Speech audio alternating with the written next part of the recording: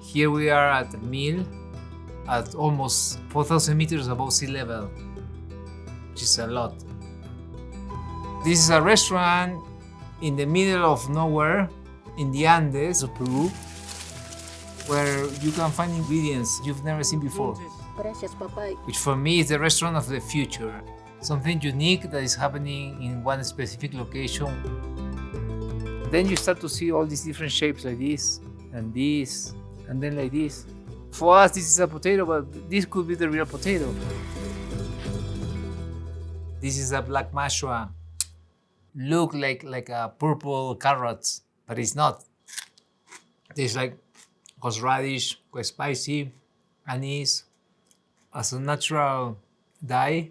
You can see here. These mashuas are endemic to this area. That's why they grow big, full of colors and flavors and aromas. We have also a yellow one, like this.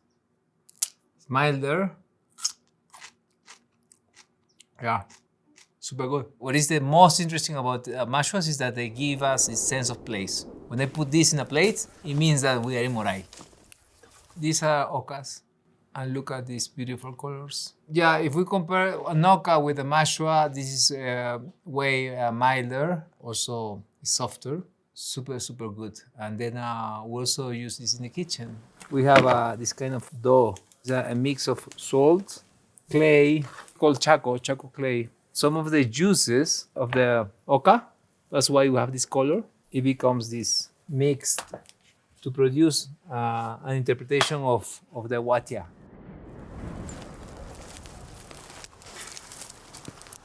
What is a Huatia? It's a way of eating harvest, fresh ingredients. You harvest potatoes, then you start to build this kind of oven. You set the fire with the plants, pour all these vegetable roots and potatoes, ocas, mashuas. And then you just break the whole oven and you start to see tubers, vegetable roots already cooked. And that was for me like a whole concept, you know, doing something like this in the kitchen. We have purple mashua, yellow mashua, oca, another kind of oca. We have this red potato. We're gonna cover the whole thing like this, but we need to add a bit more of clay, give more flavor for the Huatia, some more of the salt. And once we have the Huatia in our hands, they're gonna be cooked in about, let's say, 20 minutes. So this is the Huatia that we think is already cooked, and you see the heat, you see the smoke. This is gonna be amazing. So just with my hands like this, these roots, clean them with our fingers. The first time I learned about this technique, it was the first time I participated on the harvest of potatoes. It was a ceremony, it was a sense of gratitude to Mother Earth. It was a sense of community, people just laying down in the soil and laughing, singing, eating with your fingers. We don't have to be scared about dirty soil, clay. I mean, it is actually flavor. Yeah, one of the sauces made with these local herbs. Beautiful. I consider this a blessing for a cook to get to understand the ingredient from the soil. Once it goes to the kitchen, I think it's too late. Creativity happens in the soil, creativity happens in this extreme altitude. And I had to meet people up in the mountains, in the Andes of Peru, to understand, you know, the importance of one potato, one sugar, because they know the soils and all this ancestral knowledge and techniques and technologies.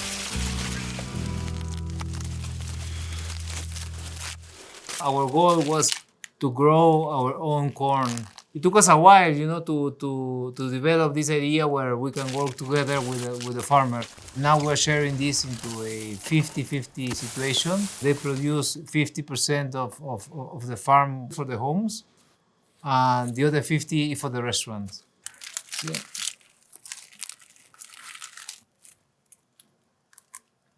Yeah, fantastic. How can we do a tribute of the colors, the flavors, the taste? We cooked this corn and then we puree. It's a mix of black mashua and corn, and we end up having something like this. And now we're gonna add this to the corn puree. It looks like quite blue. And after a few minutes, this is gonna set. We take red corn, then we make a puree, dry, dehydrate the whole puree. Once it's dry like this, I'm gonna use the fire, puff a bit, super crispy. Same with the yellow corn, we're doing the same process. So I want to showcase all these different colors. Here we have the chopped corn. I'm gonna add the juices from the red corn, the yellow chili pepper paste, trying to play with all these different colors and flavors. So the presentation goes like crispy corn, purple corn, and then we do this kind of sandwich like this.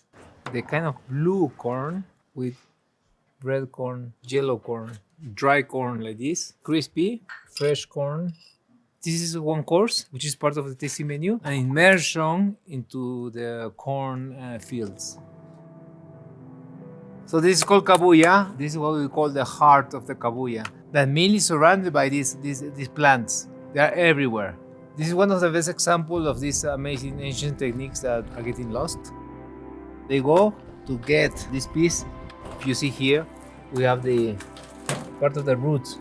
There's a long process to get the sweetness out of this. And now we're gonna get this to the fire. Like this. We need the exposure, maybe like 15 hours. So now this is the kabuya heart. Burnt a bit the skin. It's not easy to get sweetness out of this. These juices start to caramelize and they end up being something very similar to honey. And after a long process, we're having this syrup. So it's quite smoky because of the exposure to the smokiness and to the fire. Anyway, it's pure sweetness and the texture is amazing. So we have more than 20 varieties of quinoa here in our farm. We're trying to preserve the ones that are not that common. It's quite hard, you know, because we do everything by hand. Now we need to remove the leaves. We need to remove this tiny skin that the quinoa has. Doing this by hand is the next level of craft. You end up with your hands like this for a week. This is the land of quinoa. Black quinoa, green quinoa, cañigua. What we prepare is a tasting. This is just white quinoa. Try to make a hole like this. I'm gonna go with the kabuya syrup.